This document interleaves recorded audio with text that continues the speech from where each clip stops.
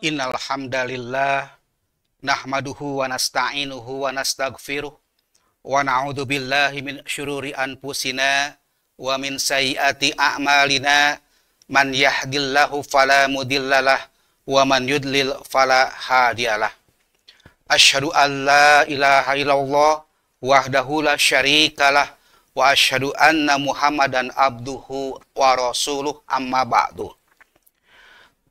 Sahabat Persis Jabar yang dimuliakan Allah Subhanahu wa taala. Al-Qur'an adalah kitab suci umat Islam yang diturunkan Allah Subhanahu wa taala kepada Nabi Muhammad sallallahu alaihi wasallam untuk dibaca, dipahami, dihayati dan diamalkan dalam kehidupan sehari-hari. Hal ini dilakukan untuk mengingatkan fungsi dan peran penting Al-Quran bagi kehidupan manusia, sekaligus mempererat hubungan kita terhadap Al-Quran yang dari sini diharapkan kita dapat membumikan Al-Quran. Istilah membumikan Al-Quran bagi publik Indonesia memang terbilang baru, muncul ke permukaan sejak Profesor M. Quraish Shihab menulis karya monumental pada tahun 1994 dengan judul Membumikan Al-Quran, Fungsi dan Kedudukan Wahyu dalam Kehidupan Bermasyarakat.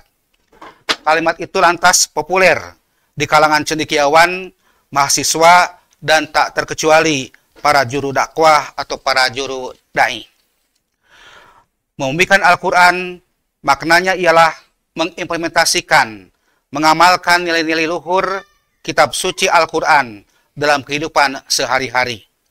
Begitulah tujuan risalah, agar nilai-nilai Qur'ani teraplikasikan dalam kehidupan real di bumi, bukan mengawang-awang di langit. Sebagaimana Umar bin Khattab radhiyallahu an pernah berkata, tak pernah satupun ayat yang sahabat pelajari langsung dari Rasul kecuali telah mereka praktekkan atau mereka amalkan. Sahabat Persis Jabar rahimakumullah, dalam membumikan Al-Quran minimal ada 5 kewajiban terhadap Al-Quran yang harus kita pahami dengan baik dan kita laksanakan secara sungguh-sungguh. Pertama, mengimani bahwa Al-Quran tersebut merupakan wahyu dari Allah Subhanahu wa taala yang mutlak kebenarannya dan terjamin keasliannya. Keimanan ini menjadikan kita tidak ragu sedikit pun akan kebenaran Al-Quran. Di kalangan orang kafir, memang ada upaya agar kaum muslimin ragu terhadap kebenaran Al-Quran sebagai wahyu yang terjamin keasliannya, sebagaimana firman-Nya, "Dzalikal kitabu la raiba fihi hudal lil muttaqin." Artinya, kitab Al-Quran ini tidak ada keraguan padanya, petunjuk bagi mereka yang bertakwa. Al-Quran Surah Al-Baqarah surah kedua ayat 2. Kewajiban kedua, mampu membaca dengan baik. Oleh karena itu, tidaklah pantas, bahkan sangat naif jika seorang muslim, apalagi muslim yang telah dewasa, tidak bisa membaca Al-Quran dengan baik. Selanjutnya, manakala Al-Quran sedang dibacakan, maka menjadi kewajiban orang yang di tempat itu untuk mendengarkannya dengan baik, sehingga dia mendapatkan rahmat dari Allah Subhanahu wa taala. Sebagaimana firman-Nya dalam Al-Qur'an surah Al-A'raf surah ke-7 ayat 204, yaitu wa idza quri'al Qur'anu fastami'u lahu wa ansitu la'allakum turhamun. Artinya, dan apabila dibacakan Al-Qur'an, maka dengarkanlah baik-baik dan perhatikanlah dengan tenang agar kamu mendapatkan rahmat dari Allah Subhanahu wa taala. Kewajiban yang ketiga adalah memahaminya dengan sebaik-baiknya. Hal ini karena salah satu fungsi itu adalah sebagai petunjuk. Hal ini karena salah satu fungsi Al-Quran itu adalah sebagai petunjuk yang tidak mungkin bisa kita fungsikan sebagai petunjuk jika kita sendiri tidak memahaminya. Allah berfirman dalam Al-Quran surah Ar-Ra'd ayat 37, yaitu wa kadzalika anzalnahu hukman Arabiyya wala init taba'ta ahwa'ahum ba'da ma ja'aka minal ilmi malaka minallahi min waliyin wala waq. Yang artinya, dan demikianlah kami telah menurunkan Al-Quran itu sebagai peraturan yang benar dalam bahasa Arab.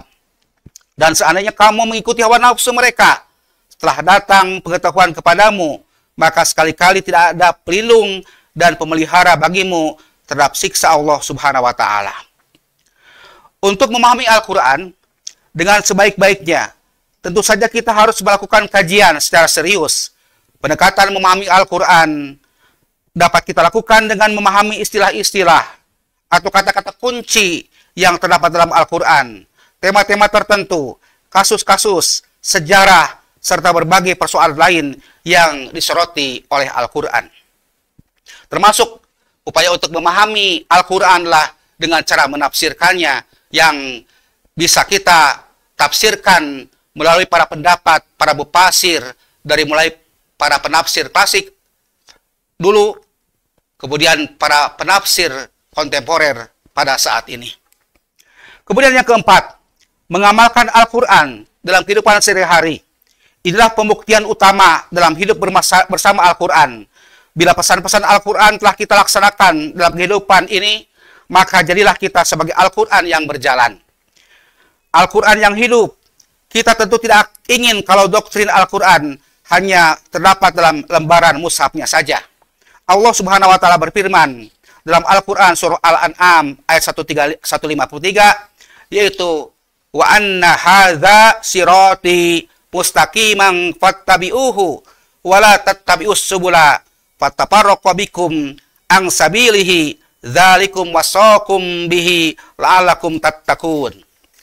Artinya, dan bahwa yang kami perintahkan itu adalah jalanku yang lurus, maka ikutilah dia dan janganlah kamu mengikuti jalan-jalan yang lain, karena jalan-jalan itu mencerai-beraikan kamu dari jalannya. Yang demikian itu diperintahkan Allah kepadamu agar kamu bertakwa. Terakhir, yaitu yang kelima, kewajiban kita yang kelima adalah terhadap Al-Quran adalah memasyarakatkan nilai-nilai Al-Quran. Hal ini harus kita laksanakan, karena hidup bersama Al-Quran tidak mungkin dapat kita laksanakan seorang diri. Apalagi memang banyak ajaran Al-Quran yang pelaksananya harus bersama-sama. Memasyarakatkan atau mendakwahkan nilai-nilai Al-Quran itu dapat kita laksanakan dengan berbagai cara. Baik dakwah dengan lisan, tulisan, isyarat, hingga kepada contoh langsung melalui pengamalan Al-Quran itu sendiri. Allah Subhanahu wa Ta'ala berfirman dalam Al-Quran surah Ali Imran ayat 104, yaitu wal takum minkum ummatu yad'una ilal khairi wa ya'muruna bil ma'rufi wa yanhauna 'anil munkari wa ulaika humul muflihun. Artinya, dan hendaklah ada di antara kamu segolongan umat yang menyuruh kepada kebajikan, menyuruh kepada yang ma'ruf, dan mencegah dari yang mungkar. Merekalah orang-orang yang beruntung. Para sahabat versi Jabar yang dimuliakan Allah Subhanahu wa Ta'ala, demikianlah ceramah yang dapat saya sampaikan mengenai membimbingkan Al-Quran yang intinya adalah ada 5 tadi, yaitu membaca Al-Quran dengan baik. Kemudian yang berikutnya adalah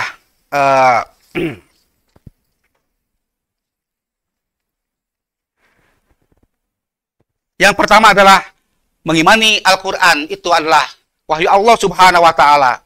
Yang kedua yaitu membaca Al-Quran dengan baik. Yang ketiga, memahami Al-Quran. Yang keempat, mengamalkan Al-Quran. Dan yang terakhir adalah memasyarakatkan nilai-nilai Al-Quran.